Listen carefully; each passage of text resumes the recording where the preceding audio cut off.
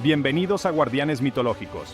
Hoy nos sumergiremos en las aguas, literalmente, de uno de los relatos más fascinantes de la mitología griega, la historia de Afrodita. Porque sí, es mucho más que la diosa del amor y la belleza. Afrodita es drama, es escándalo y, sobre todo, es la definición misma de nunca pasar desapercibida. Así que ponte cómodo, prepara algo digno de un banquete olímpico, sin espuma, por favor, y acompáñanos en este viaje por los mitos, amores y orígenes de la diosa más fascinante del panteón griego. Si hablamos de Afrodita, no podemos evitar mencionar a su gemela romana, Venus. Al igual que Afrodita, fue la musa de innumerables artistas. Su imagen recurrente es la famosa escena de Venus surgiendo de las aguas, flotando sobre una concha rodeada de espuma marina. Esto tiene un nombre súper elegante, Venus Anadiómena, que básicamente significa Venus naciendo de las olas. Así que si quieres sonar sofisticado en tu próxima conversación, lánzalo casualmente. Pero ojo, la representación tiene un origen bien definido, el nacimiento de Afrodita. La historia de Afrodita comienza, como casi todo en la mitología griega, con un escándalo familiar. Sus padres son Urano, el cielo, y... bueno, aquí se pone raro porque no tiene una madre en el sentido tradicional. Afrodita es hija del drama puro. Todo comienza cuando Gaia, la tierra, está hasta aquí de la actitud opresiva de Urano. Este tipo no solo aplastaba a Gaia físicamente, sino que también se dedicaba a encerrar a sus propios hijos dentro de ella. ¿Puedes imaginar el caos interno? Un auténtico sauna mitológico. Desesperada, Gaia recluta a sus hijos, los titanes, para que enfrenten a su abusivo esposo. Aquí entra en escena Cronos, el más valiente, y quizás un poco imprudente. Armado con una hoz, espera a que su padre se duerma y... ¡zas! Le corta las joyas de la corona. Sí, sus genitales. Y ahora viene la parte espumosa. Las partes de Urano caen al mar y su semen, mezclado con la espuma marina, da vida a Afrodita. Sí, Afrodita literalmente nace del drama y de la espuma, de ahí su nombre, que viene del griego afros, que significa espuma. Una vez que Afrodita surge de las aguas, no se queda flotando indefinidamente. Es Cefiro, el dios del viento, quien la lleva hasta las costas de Chipre. Allí, las horas, personificaciones de las estaciones, se convierten en sus mentoras. Ellas le enseñan todo lo que necesita saber, encanto, gracia y por supuesto, cómo conquistar el corazón de dioses y mortales. En algunas versiones incluso le regalan su famosa cinta de oro, esa que hace que nadie pueda resistirse a sus encantos. Porque sí, Afrodita no solo es bella, tiene herramientas mitológicas para asegurarse de que todo el mundo caiga rendido a sus pies. La entrada de Afrodita al Olimpo no fue una visita cualquiera, fue todo un evento. Imagina a los dioses olímpicos, acostumbrados a ver belleza y poder, quedando completamente hipnotizados por su presencia. Con su icónica cinta dorada, ya sea regalo de las Horas o de Hefesto, dependiendo de la versión que prefieras, Afrodita se convierte en la diosa de la belleza, el amor y el deseo, con una facilidad que hasta Zeus envidiaría. Pero, como siempre en la mitología griega, las cosas no son tan simples. Afrodita no solo simboliza la atracción y el encanto, su papel y atributos son mucho más complejos y fascinantes de lo que podrías imaginar. Como toda buena diosa olímpica, Afrodita tiene símbolos y elementos que no solo decoran sus representaciones, sino que también cuentan su historia. ¿Quién no la asocia con una concha? Tiene sentido, considerando que nació de la espuma marina y se presentó al mundo sobre una de ellas. Sin embargo, su conexión con el mundo natural no termina ahí. La paloma, el cisne y ocasionalmente el gorrión son animales ligados a ella. Estas aves representan la pureza del amor, pero también su vuelo libre y apasionado. Ahora, si creías que Afrodita solo estaba rodeada de rosas y anémonas, espera, la mirra también es uno de sus atributos, pero no por razones románticas. Este elemento se conecta a un mito trágico que exploraremos más adelante, y luego está la manzana, símbolo del deseo y la tentación. Seguro que recuerdas ese fatídico concurso de belleza que inició la guerra de Troya, ¿verdad? Sí, esa famosa manzana tenía el nombre de Afrodita escrito por todas partes. Cuando pensamos en Afrodita, la diosa de la belleza y el amor, es fácil imaginarla casada con un dios igualmente encantador, como Apolo, con su luz radiante y su perfección apolínea. Pero no.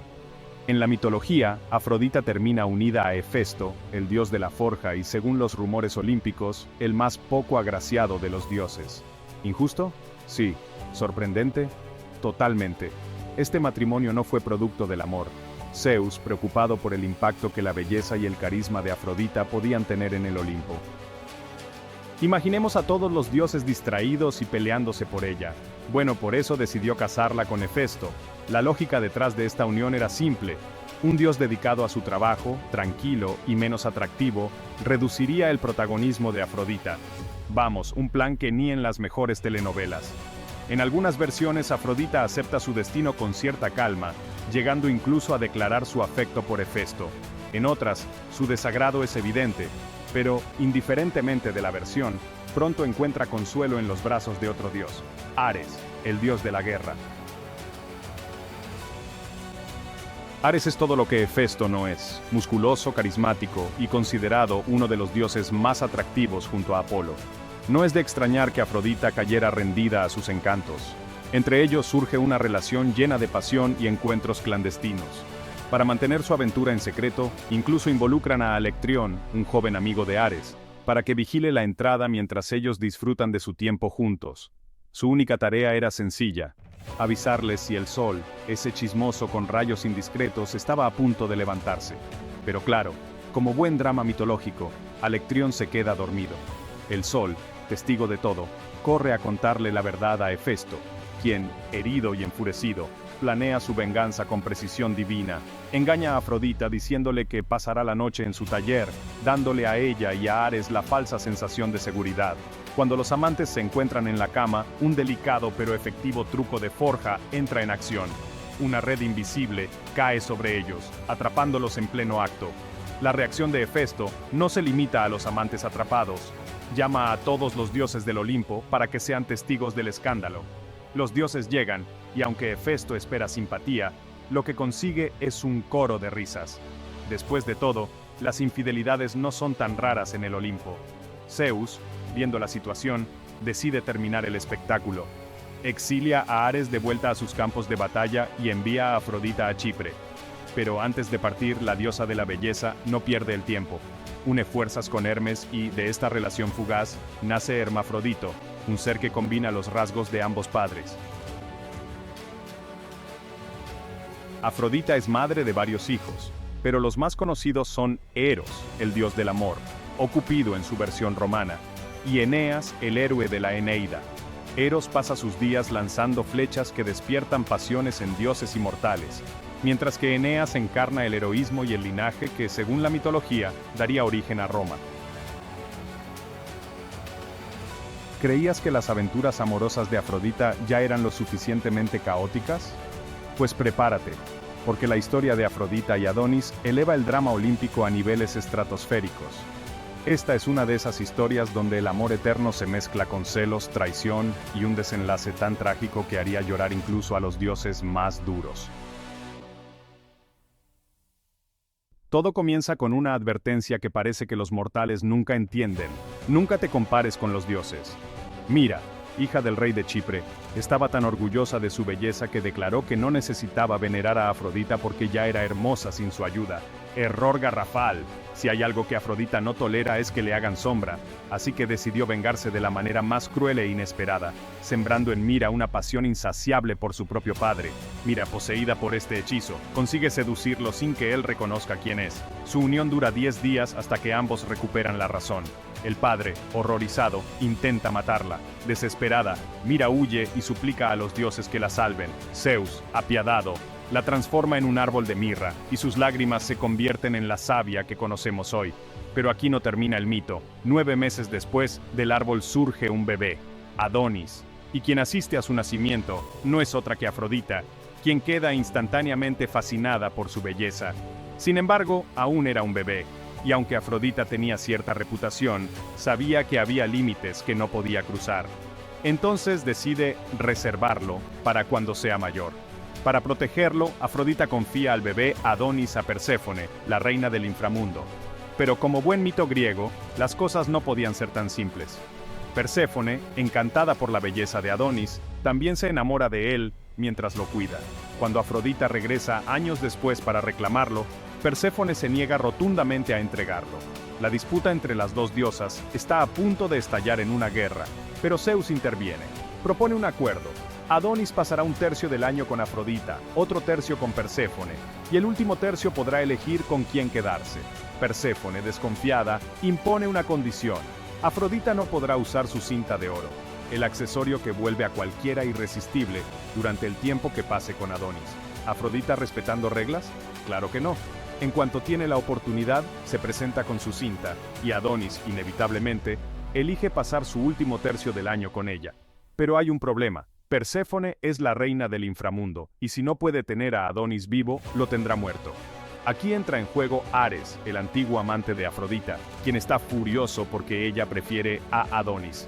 Perséfone, consciente de esto, alimenta los celos de Ares, contándole cómo Afrodita ha olvidado completamente al dios de la guerra por este mortal. La estrategia funciona. Ares, lleno de rabia, se transforma en un jabalí y ataca a Adonis mientras pasea por el bosque.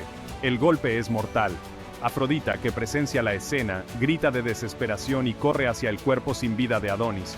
Pero su tiempo juntos ha llegado a su fin. Adonis desciende al inframundo donde Perséfone lo recibe con los brazos abiertos. En un giro cruel del destino, la reina de los muertos se asegura de tenerlo para siempre. La historia de Afrodita y Adonis es un recordatorio brutal de cómo incluso los dioses no pueden escapar de los caprichos del destino.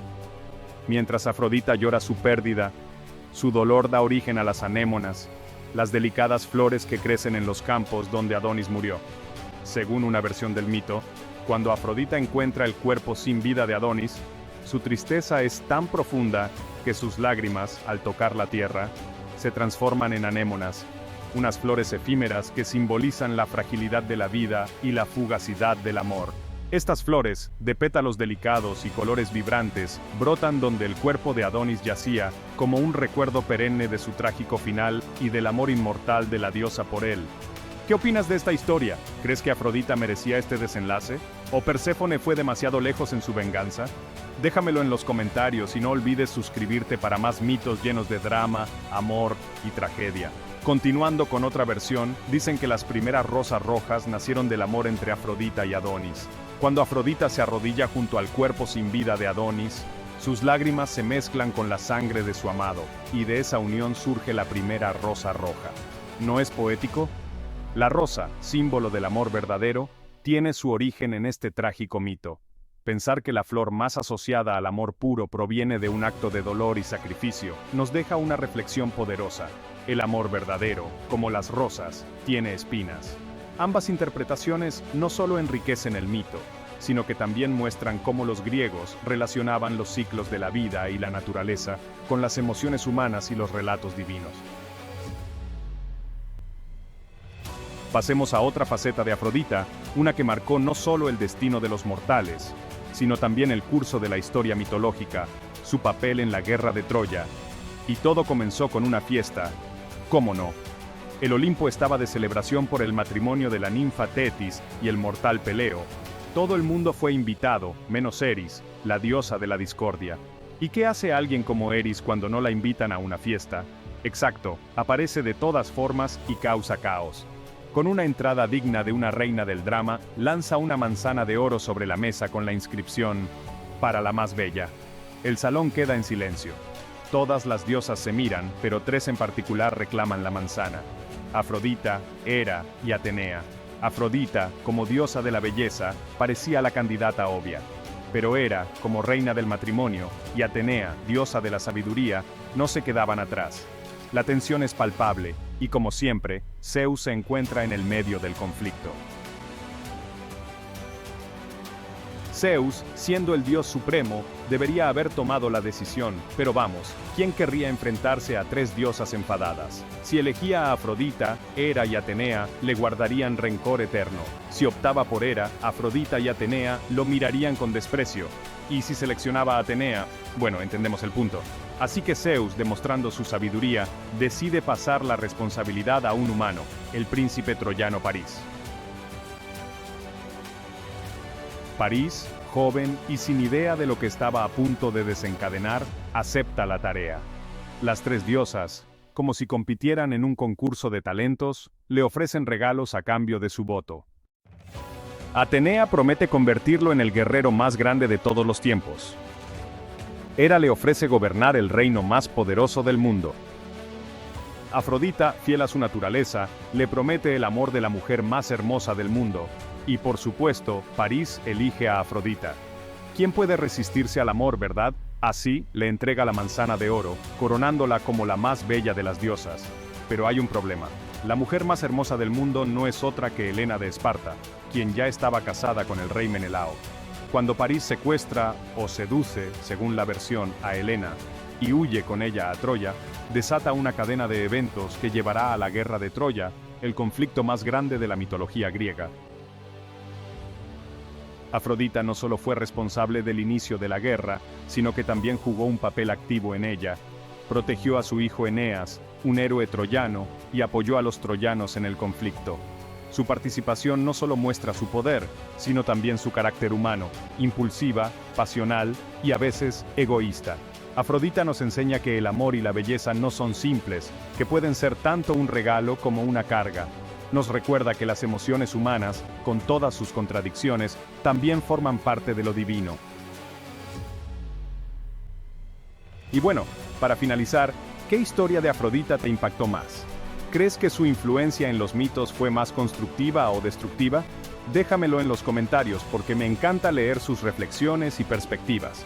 No olvides suscribirte a Guardianes Mitológicos para seguir explorando los secretos y las maravillas de la mitología. Y recuerda, las leyendas no solo nos cuentan historias del pasado, sino que también nos hablan de nosotros mismos. Nos vemos en el próximo episodio, Guardianes de los Mitos. Que las estrellas iluminen siempre vuestro camino.